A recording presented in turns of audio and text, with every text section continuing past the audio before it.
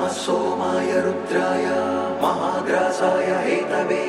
प्रपद्येऽहं विरूपाक्षं शरण्यं ब्रह्मचारिणं महादेवं महायोगम् ईशानं अम्बिकापतिं योगिनां योगदातारं योगमाया समावृतम्